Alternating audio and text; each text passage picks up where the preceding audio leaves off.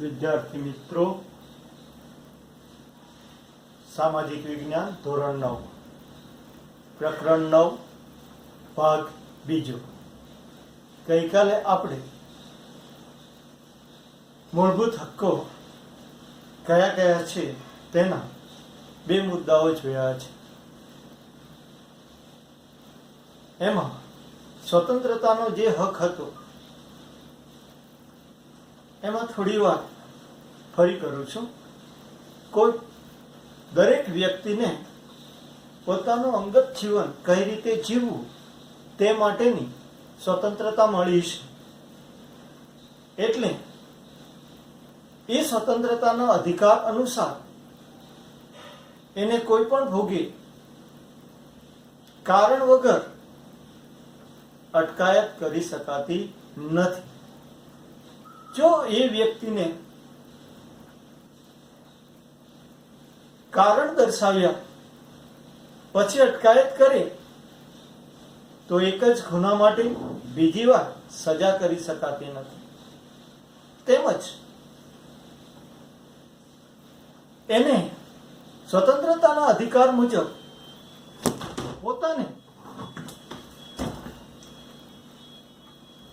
મનપસંદ વકીલને કે ધારાશાસ્ત્રીને રોકવાની સ્વતંત્રતા મળે છે. અને ધરપકડ કર્યા પછી 24 કલાકની અંદર એને નજીકમાં નજીક હોય તે મેજિસ્ટ્રેટ એટલે કે અદાલતની અંદર રજૂ કરવું પડે છે. આ રીતે એમને પોતાના રક્ષણ માટે અદાલતી કાર્યવાહી સ્વતંત્રતા મળે છે. બીજું કે પ્રતિબંધિત અટકાયત એટલે શું? પ્રતિબંધક અટકાયત એટલે શું? તેમાં તમને સ્પષ્ટતા જોવા મળે છે. કો દેશ, રાજ્ય કે સમાજ કે કોઈ વ્યક્તિ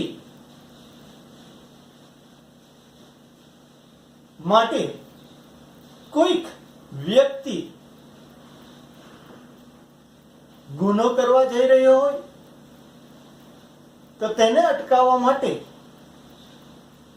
જે પ્રયાસો કરવામાં આવે છે કે તેને અટકાયત કરે તો તેને પ્રતિબંધિત અટકાયત કહેવાય.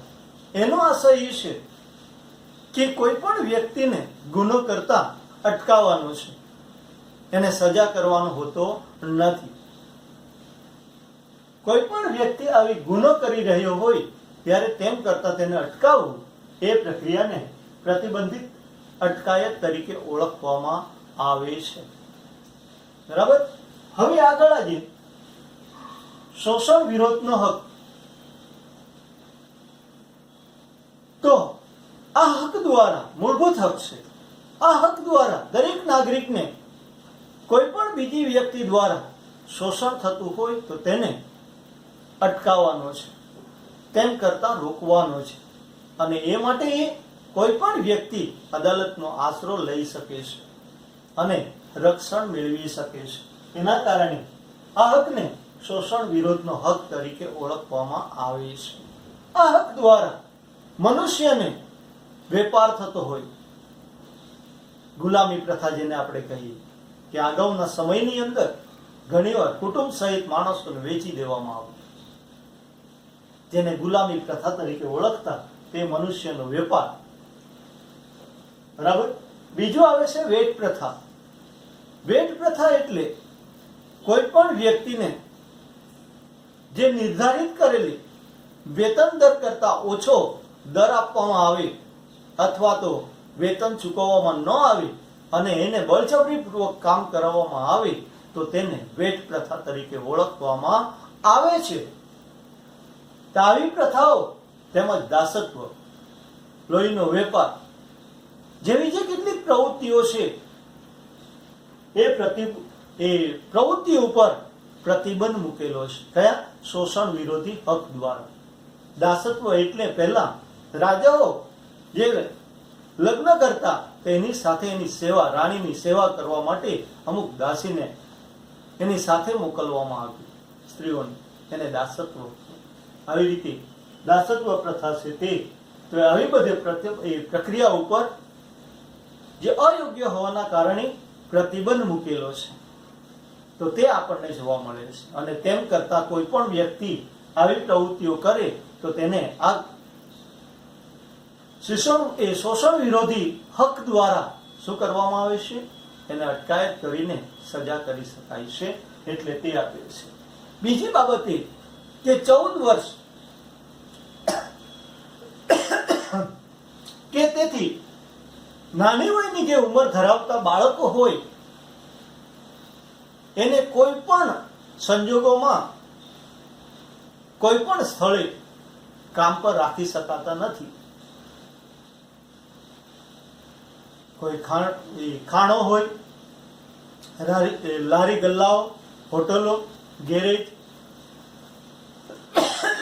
આવી કોઈ પણ બાબતમાં કોઈ પણ જગ્યાએ રાખી શકાતા નથી,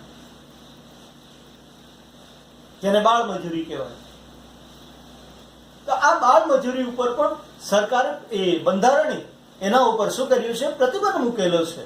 અને તેમ કરતા કોઈ પણ એનું આચરણ કરે તો તેના કારણે એને દંડ અને સજા થઈ શકે છે.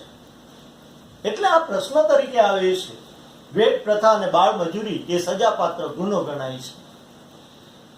વેટ પ્રથા અને બાળ મજૂરી છે એ સજાપાત્ર ગુનો ગણાય છે. તો કયો હક? શોષણ વિરોધનો હક છે. એ હક દ્વારા દરેક નાગરિકને કોઈ પણ વ્યક્તિ દ્વારા શોષણ થતું હોય તો તેના સામે અદાલતી કાર્યવાહી કરી એ શોષણ સામે રક્ષણ મેળવવાનો હક મળે છે. એ અનુસાર ભારતની સરકારે, ભારતના બંધારણે કયો? વેટ પ્રથા અને બાળમજૂરી ઉપર પ્રતિબંધ મૂકેલો છે. અને એ પ્રક્રિયાના કારણે આવું કોઈ પણ વ્યક્તિ આચરે કે એનો અમલ કરે તો તેના કારણે એને દંડ અને સજા થઈ શકે છે. તો એ કારણે એ જવાબ એનો આવી શકે છે. તો તે તમને જણાવવામાં આવે. આ ઉપરાંત રાજ્ય ને ક્યારેક આવશ્યકતા ઊભી થાય તો તેવા સમયે લશ્કરી સેવા માટે, લશ્કરમાં ભરતી કરવા માટે અથવા લશ્કરમાં જોડાવા માટે અપીલ કરે તો તે સમયે આપણે જવું પડે છે. આ જ રીતે રાષ્ટ્રની આપણે જે રાષ્ટ્રીય ફરજો હોય કે સમાજ સેવાના કાર્યનો ભેદભાવ વગર રાજ્ય આદેશ આપે તો તેનો અમલ કરવો પડે. એ શોષણના હકનો ઉલ્લંઘન ગણાતું નથી. બરાબર? તો આ રીતે શોષણ વિરોધી હક છે એ ત્રીજા હક તરીકે આપણને જોવા મળે છે. ચોથી પ્રક્રિયા જે આપી છે તેમાં ધાર્મિક સ્વતંત્રતાનો હક આપવામાં આવ્યો છે. આ હક કોઈ પણ વ્યક્તિને કોઈ પણ ધર્મ પાળવા માટે સ્વતંત્રતા આપે છે. એટલું જ નહીં, એ ધર્મનો પ્રચાર પ્રસાર કે સંસ્થા ઊભી કરવા માંગતા હોય તો એ કરી શકે એ માટેની સ્વતંત્રતા આપવામાં આવેલી છે. બીજું એ પણ કહ્યું છે કે રાજ્ય છે એ કોઈ પણ ધર્મને રાજ્ય ધર્મ તરીકે સ્વીકારી શકે નહીં. એટલે કોઈ પણ ધર્મ હોય તો એની અંદર દખલગીરી પણ કરી શકતો નથી. મતલબ એ આપે કે કોઈ પણ ધર્મ જે કાર્ય કરે છે એમાં અંતર્ગત રીતે દખલગીરી કરી શકે નહીં, પરંતુ એ માટે કેટલીક મર્યાદા આપી છે કે જાહેર હિત હોય કે દેશના આવશ્યકતા હોય અને તેના વિરુદ્ધ કોઈ પણ આવી ધાર્મિક પ્રવૃત્તિ કરે તો તેના ઉપર મર્યાદા સરકાર મૂકી શકે છે. એ મર્યાદામાં રહીને એને એ ધર્મ, કોઈ પણ ધર્મ પાળતો હોય એને ધર્મનું પાલન કરવાનું રહે છે. બીજી બાબત એ પણ આપી છે કે એ ધાર્મિક સ્વતંત્રતાના આધારે કોઈ પણ વ્યક્તિ કે સમાજ પોતાને મનગમતો ધર્મ પાળવાની સ્વતંત્રતા મળે છે. એ ધર્મનું પાલન કરી શકે, એનો પ્રચાર કરી શકે, એનો પ્રસાર કરી શકે, તેમજ એ માટે સંસ્થા પણ ઊભી કરી શકે અને તે માટે જરૂરી દાન અને અનુદાન પણ મેળવી શકે છે. પરંતુ આવી ધાર્મિક સ્વતંત્રતાના આધારે મળેલો અધિકાર છે એમાં અમુક જે દેશના હિતની મર્યાદામાં રાખીને એનું પાલન કરવાનું એ આપણી ફરજ બને છે. એટલે તે તમને દર્શાવવામાં આવ્યું છે કયા? ધાર્મિક સ્વતંત્રતાનો હક દ્વારા. એટલે એનો ઉલ્લેખ કરેલો જોવા મળે છે. એના પછી આવે છે સાંસ્કૃતિક અને શૈક્ષણિક હક. બે છે સાથે. સાંસ્કૃતિક એટલે આપણી સંસ્કૃતિ, જેમાં આપણો ખોરાક,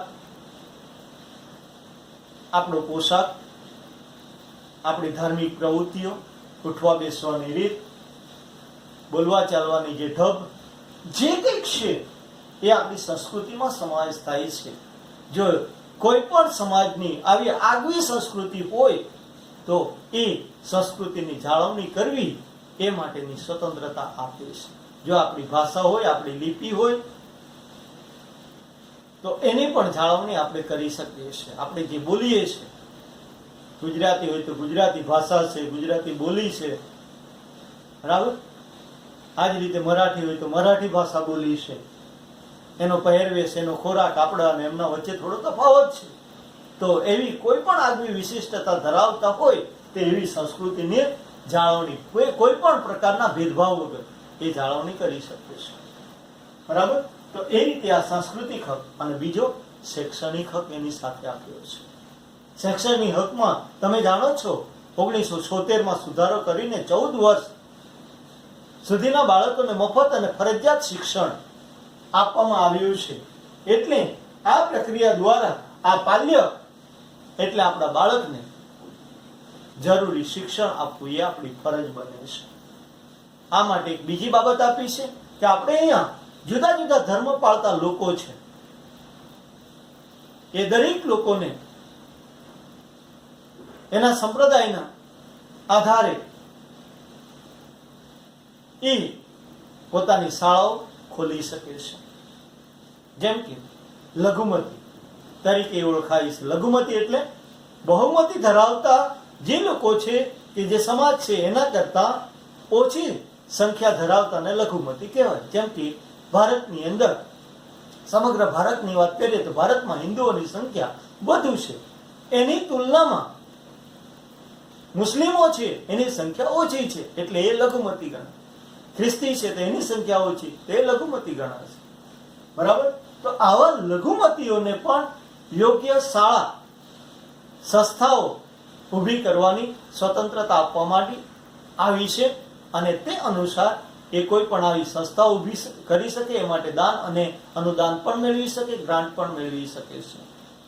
ગ્રાન્ટનો મળવો એ મતલબ થાય છે સરકાર દ્વારા જે નાણાં પ્રાપ્ત કરે એને ગ્રાન્ટ કહે છે. દાન સ્વરૂપે મળેલી રકમ એને ફરી પાછી ભરપાઈ કરવાની હોતી નથી, તો એ ગ્રાન્ટ મેળવી શકે, બરાબર. એની ભાષા કોઈ પણ છે તેમાં એક વિષય એની માતૃભાષામાં શિક્ષણ આપવાનો અધિકાર છે. પરંતુ એક બાબત એ કે આવી ગ્રાન્ટ કે અનુદાન મેળવતી જે સંસ્થાઓ છે એ સંસ્થાઓમાં ભારતના કોઈ પણ બાળક નાગરિક એમાં અભ્યાસ કરવા માંગતો હોય તો એને ધર્મ જાતિ કે ભેદભાવ વગર એને શાળામાં સામેલ કરવો પડે, દાખલ કરવો પડે. એટલે એને આ ધર્મનો હોવાથી એડમિશન મળે નહીં એવું કહી શકે નહીં. આ પ્રક્રિયા કેમાં સાંસ્કૃતિક અને શૈક્ષણિક હકમાં સમાવેશ કરવામાં આવે છે, એટલે તે બાબત તમને દર્શાવી છે. અને છેલ્લે બંધારણીય ઇલાજનો હક. આ આપણા બંધારણનો સૌથી મહત્વનો મૂળભૂત હક તરીકે જોવા મળે છે. કારણ કે અગાઉ જેટલા હક જોયા એમાં કોઈ પણ મૂળભૂત હકનો ભંગ થતો હોય તો એના દ્વારા, આ હક દ્વારા, બંધારણીય ઇલાજના હક દ્વારા આપણને રક્ષણ મળે છે. એ માટે સર્વોચ્ચ અને વડી અદાલતને કેટલીક સત્તાઓ આપી છે અને તેના આધારે એ અદાલત દ્વારા આપણને એ હકનો ઉલ્લંઘન થતા હોય મૂળભૂત હકોનું, તો તેવા સમયે આ હક દ્વારા આપણને રક્ષણ આપવામાં આવે છે. અને એ માટે આવી અદાલતો દ્વારા હાજર હુકમ, મનાઈ હુકમ, કર્તવ્ય ભંગ હુકમ, આવા અનેક હુકમો પણ આપી શકે, આદેશો આપી શકે, આજ્ઞાપત્રો આપી શકે. અને એ રીતે આપણને આ બધા હકો ન મળતા હોય તો તેવા સમયે રક્ષણ મળી શકે છે. એટલે એના કારણે બાબા સાહેબ આંબેડકરે એ બંધારણના આ હકને બંધારણના આત્મા તરીકે ઓળખાવ્યો છે. બંધારણનો આત્મા, બરાબર. જેમ આપણા શરીરમાં આત્મા જે છે એ મુખ્ય છે, તેવી રીતે આખા બંધારણમાં આ મૂળભૂત હક એટલે કે આ બંધારણીય ઇલાજનો હક એ સૌથી મહત્વનો હક તરીકે ગણાવ્યો છે. એટલે તે બાબત તરીકે આપણને જોવા મળે છે. એટલે એ પણ કારણ તરીકે પૂછાય છે કે બંધારણીય ઇલાજના હકને બંધારણનો આત્મા કહ્યો છે. કારણ આપો તો સ્પષ્ટ થાય કે આ બંધારણીય ઇલાજનો હક છે, એ હક દ્વારા અન્ય હકનો ઉલ્લંઘન થતું હોય કે ભંગ થતું હોય કે મૂળભૂત હક્કો લોકોને પ્રાપ્ત થતા ન હોય તો તેવા સમયે અદાલતી સમક્ષ સંરક્ષણ સ્વરૂપે આપણે શું કરીએ, કાર્યવાહી કરીને એની સામે રક્ષણ મેળવી શકાય છે.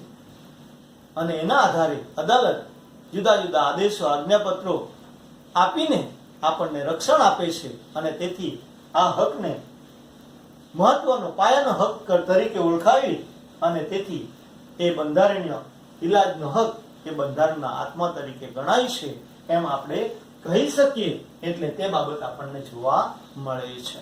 આ રીતે આપણા મૂળભૂત હકો કેટલા 6 જેટલા હકો છે, તો તે આપણને જોવા મળે છે. હવે નો પ્રશ્ન છે તે છે આપણી મૂળભૂત ફરજો કઈ છે. કારણ કે એક સિક્કો હોય એની 2 બાજુ છે, 2 બાજુ ન હોય તો એ સિક્કો ઉપયોગી નથી. એટલે જો હક મળતા હોય તો એની સામે આપણું કર્તવ્ય બને કે એની સામે આપણી પણ કેટલીક ફરજો છે તો એ ફરજો અદા કરવી પડે. બરાબર. તો આવી પ્રક્રિયાને મૂળભૂત ફરજો તરીકે ઓળખવામાં આવી છે. આ મૂળભૂત ફરજોની અંદર 1970 ની અંદર સુધારો કરેલો તે અનુસાર મૂળભૂત ફરજો દ્વારા લોકોમાં, પ્રજામાં, વ્યક્તિમાં, સમાજમાં દેશપ્રેમ, રાષ્ટ્રીય ભાવના અને કેટલાક ઉચ્ચ આદર્શો અને મૂલ્ય પ્રત્યે જાગૃતતા લાવવાનો છે. અને એ જાગૃતતા દ્વારા દેશની અંદર દેશની એકતા, દેશની અખંડિતતા, દેશના સાર્વભૌમત્વ અને તેનું રક્ષણ માટે સમાજમાં શાંતિ, સલામતી, સદભાવના, કોમી એકલાસતા જળવાય એ મહત્વનું છે. અને એ જાળવવા માટે આપણી આ મૂળભૂત ફરજો જે આપવામાં આવી છે એ ફરજો એક મહત્વની ગણવામાં આવે છે અને તેના આધારે એનું પાલન કરવું એ આપણી નૈતિક ફરજ છે. બરાબર. તો એ આપણને જોવા મળે છે. આમાં આપ્યું છે તમને કેટલાક શબ્દો જે આપ્યા, દેશની એકતા, અખંડિતતા, દેશ આપણો જે 29 રાજ્યો અને 6 કેન્દ્ર શાસિત પ્રદેશો જે આપણને પ્રાપ્ત થયા છે એ બધા વચ્ચે એકતા રહે, આખો આટલો ભારત અખંડ રહે. બરાબર. જેને અખંડિતતા કહે. અને આપણો જે વિસ્તાર છે એ સાર્વભૌમત્વ રીતે એનું રક્ષણ થાય બધી રીતે. તો એ માટે આપણા સમાજમાં, દેશની અંદર શું જોવા મળે, શાંતિ પણ જળવાય, બરાબર, સલામતી જળવાય, બધા વચ્ચે સદભાવના એટલે મિત્રો તરીકે રહી શકીએ, અને કોમી એકલાસતા એટલે જુદા જુદા કોમ વચ્ચે જે ઝઘડાઓ છે એનું નિરાકરણ થઈ શકે અને એના કારણે દેશમાં શાંતિ જળવાઈ શકે એ જોવાનો મુખ્ય આદેશ આ મૂળભૂત આધારે આપણને પ્રાપ્ત થતું જોવા મળે છે. એના આધારે આપણને કેટલીક મૂળભૂત ફરજો આપવામાં આવી છે.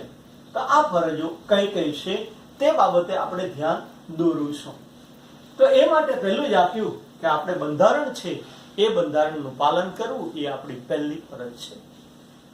બંધારણને અનુસરવું, બંધારણમાં જે વિગતો દર્શાવી છે એને માન અને સન્માન આપવું અને એના આધારે આપણો સમગ્ર દેશનો વહીવટ ચાલે એ માટે આપણે તત્પર બનવાનું છે. એટલે એ પહેલી બાબત તમને દર્શાવી છે. બંધારણનું પાલન કરવું, એનો આદર કરવો એ આપણું પહેલી ફરજ છે. બીજી ફરજમાં આપવામાં આવ્યું છે કે આપણે અહીંયા રાષ્ટ્રધ્વજ એટલે કે ત્રિરંગો છે, 3 રંગ, કેસરી, સફેદ અને લીલો, વચ્ચે અશોક ચક્ર છે. આ રાષ્ટ્રધ્વજ તરીકે આપણે સ્વીકારેલો છે. એ રાષ્ટ્રગીત જનગણ મન, બરાબર. તો એ રાષ્ટ્રગીત છે અને રાષ્ટ્રધ્વજનું પણ માન અને સન્માન જાળવવું, એનો આદર કરવો એ આપણી ફરજ બને છે. એટલે એ બીજી ફરજ તરીકે જોવા મળે છે. ત્રીજી બાબત કે આપણે જે આઝાદી જે મેળવી છે, દેશે સ્વતંત્રતા પ્રાપ્ત કરી, એમના ઉમદા વિચારો છે એ વિચારો આપણા દરેક નાગરિકમાં પ્રાપ્ત થાય અને એ વિચારોને આપણે આધારે આપણા દેશમાં એકલાસતા જળવાય એ માટેનો આપણે પ્રયત્ન કરીએ. એટલે આ સંગ્રામના જે ઉદ્ધત વિચારો જે હતા એ પ્રેરણાદાયી અને આદર્શો એનો આપણે આદર કરવો જોઈએ. બરાબર? આઝાદી માટેના જે આદર્શો હતા એ આપણી પ્રેરણાદાયી સ્વરૂપે સ્વીકાર કરી એનો આદર કરવો એ આપણો એક ફરજ બને છે. એટલે તે તમને દર્શાવવામાં આવ્યું છે. આગળના મુદ્દાની અંદર આપ્યું કે ભારતના સાર્વભૌમત્વતા, એકતા અને અખંડિતતાના સમર્થન કરવું. દેશના ભાગલા થાય એવું ક્યારે પણ આપણે વિચારીએ નહીં, અને દેશ એક રહે, એ અખંડ રહે એ માટેના પ્રયત્નમાં આપણે સહભાગી બનીએ એ અત્યંત જરૂરી છે. અને એના આધારે આ આપણી ફરજ તરીકે આ પણ જોવા મળે છે. બરાબર?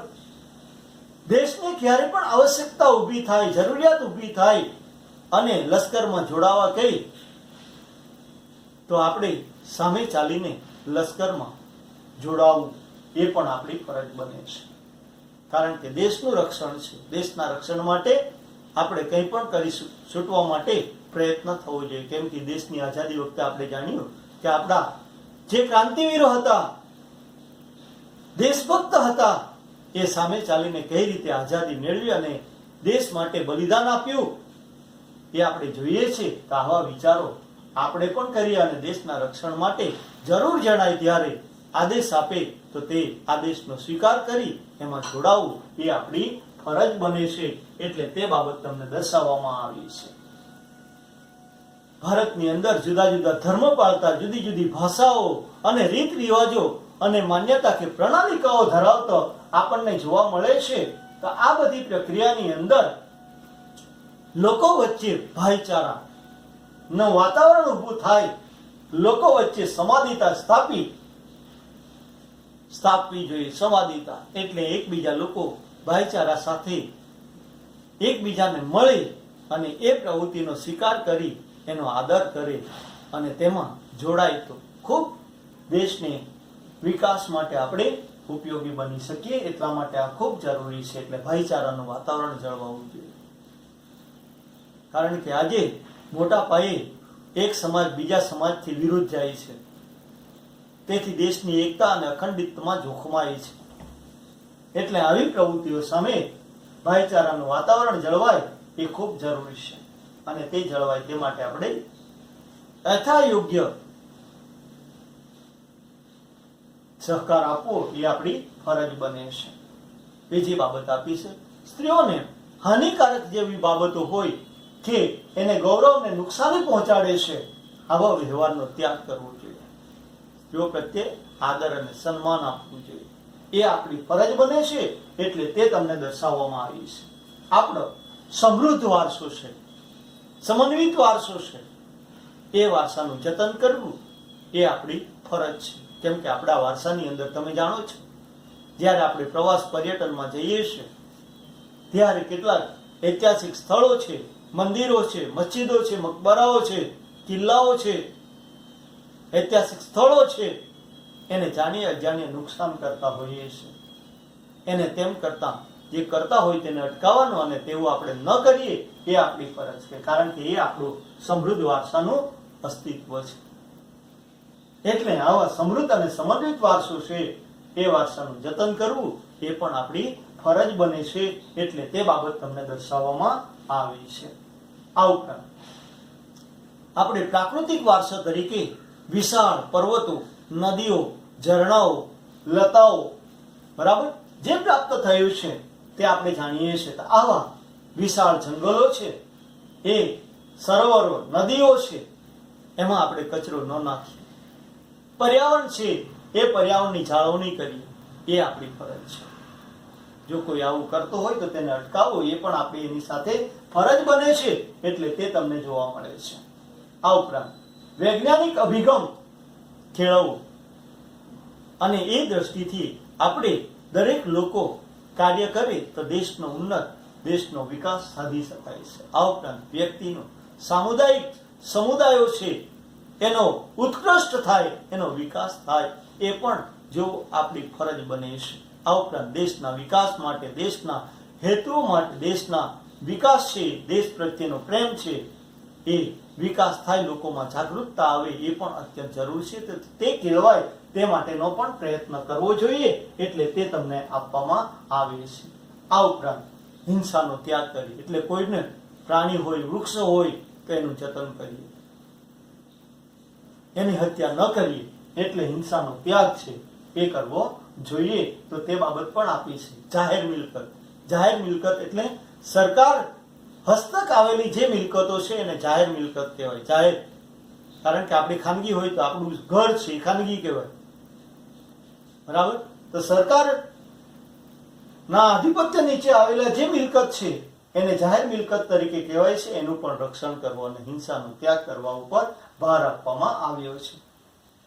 અને છેલ્લે આપ્યું કે આપણા બંધારણમાં 1976ના સુધારા અનુસાર આપણા બાળકનું યોગ્ય શિક્ષણ મળે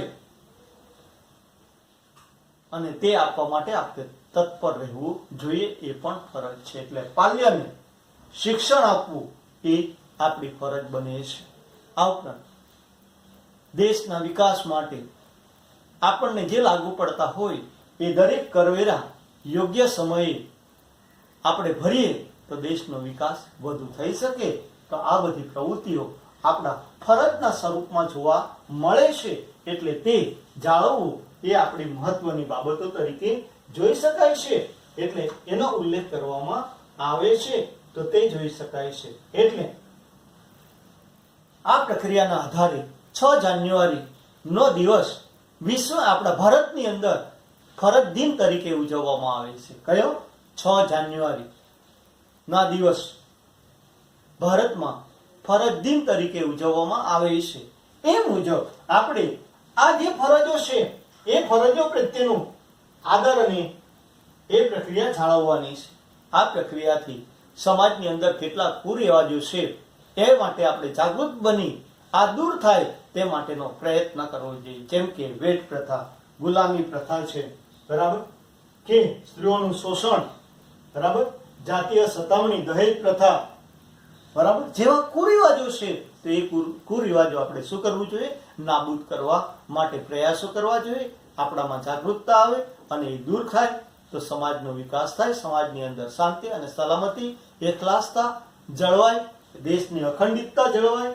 એ માટે આપણે આ ફરજોનો અદા કરવું એ આપણી ફરજ બને છે. એટલે તે બાબત તમને દર્શાવવામાં આવી છે, બરાબર. તો આ માટે આપણે એનો પ્રચાર પણ કરીએ. આપણે ફરજ કઈ છે તે માટેનો પ્રચાર પ્રસાર બધું કરી શકીએ છીએ અને રક્ષણ માટે આપણે અથાયોગ્ય યોગદાન આપી દેશમાં સહકાર આપીએ. એ રીતે આ ફરજો અદા કરવાની છે. 3 થી 4 ગુણના પ્રશ્નમાં આ પ્રશ્નો વારંવાર પૂછાય છે, બરાબર. દેશમાં નાગરિક તરીકે આપણી ફરજો કઈ કઈ છે જણાવો. આવી રીતે આ પ્રશ્નો આવે તો આ બધી જ ફરજો છે, 11-12 જેટલી જે ફરજો છે એ ફરજોને આપણે અદા કરવી છે. ઓકે.